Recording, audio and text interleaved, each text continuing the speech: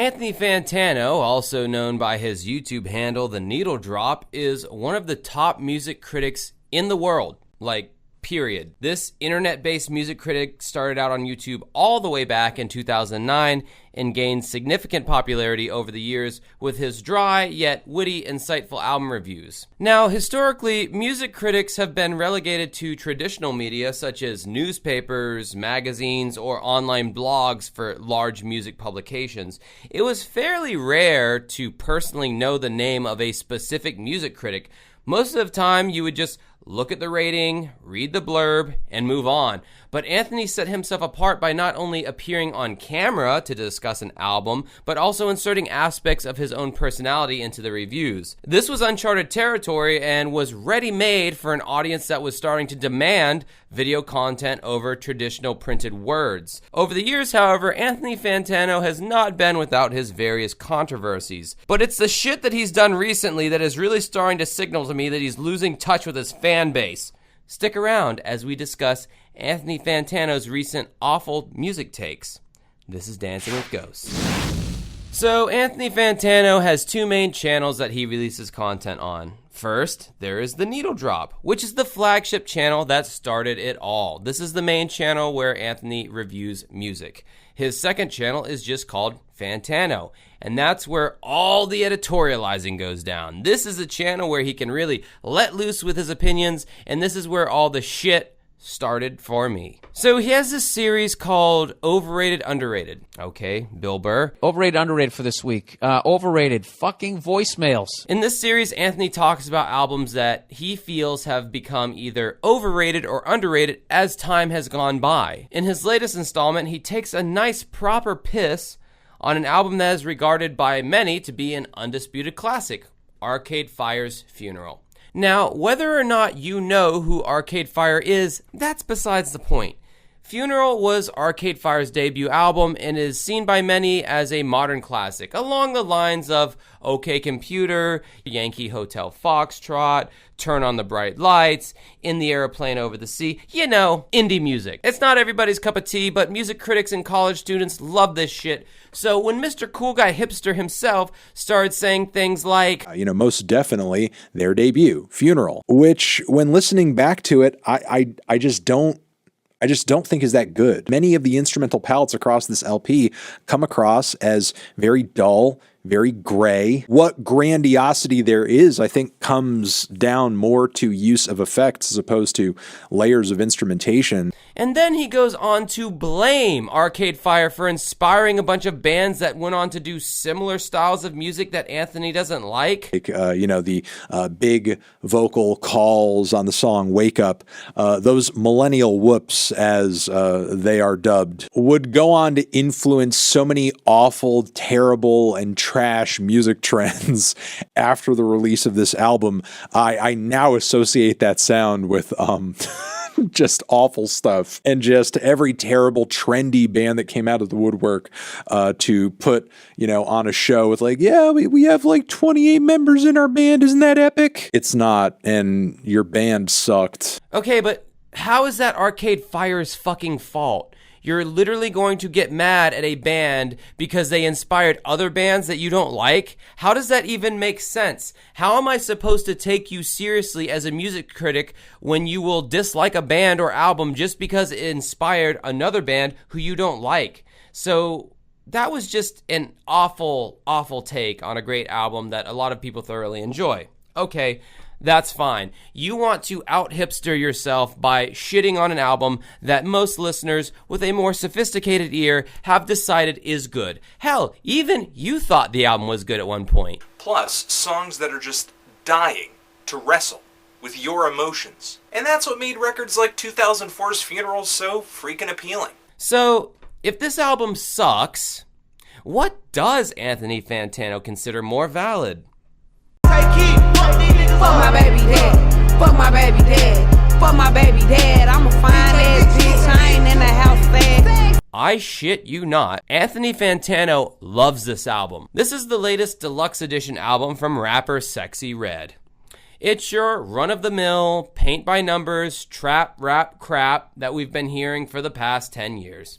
And there is nothing about this album that stands out above any other female rapper cliches.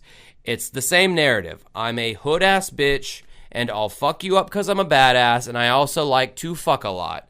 I literally don't see a difference between this artist and other female rappers throughout the years like Trina, Lil' Kim, Glorilla, Cupcake, Megan Thee Stallion, City Girls. It's all just raunchy garbage that you put on at a club or bar when you're drunk or high, and then, and only then, is when most people want to listen to it. Anthony gave this album a 8 out of 10. A strong 8 out of 10. Now, one thing to realize about the world's most popular music reviewer is that he rarely gives out scores this high to anybody. From what I've observed, he tends to be overly critical towards rock music and alternative music, but that can even extend to hip-hop as well. Notoriously, Kanye West's My Beautiful Dark Twisted Fantasy, an album that is beloved by most all hip-hop fans, myself included, was famously given a light 6. An album that has way more to say, beautiful and experimental musical movements, and a star-studded list of features got a light 6. But this throwaway trite trap album, with one of the most annoying viral hits in recent memory, If you see me and you tryna see what's up, he wanna fuck with me, then I'ma have him stuck. it got a strong 8. Anthony, my brother in Christ, what brand of crack have you switched to because you ain't smoking the same shit you was a few weeks ago? Now look, I know what a lot of you might be thinking. Not all music has to be so serious and sober. You sound like the very hipster you're accusing Anthony Fantano of being. Yes, you are correct. Not all music has to be this heavy, intricate piece of art. But if an artist releases an album with an already stale musical formula, with lyrics that are literally about shaking your ass, getting money, and fucking, then that to me is a joke-ass album. I don't know if it's a cultural thing, but I do not take artists like this seriously. This is all just my opinion, of course, but yeah, all the bullshit that I have to play at my karaoke gigs in between singers to get people dancing and turned up, it all sucks. I don't even consider it real music. If a dumb, drunk white girl is screaming out the lyrics to the song as she's trying to twerk on her BFF, then yeah, 9 times out of 10, that's not real music to me. It's a group of sounds that are designed to enhance how you feel when you are under the influence at a bar or club.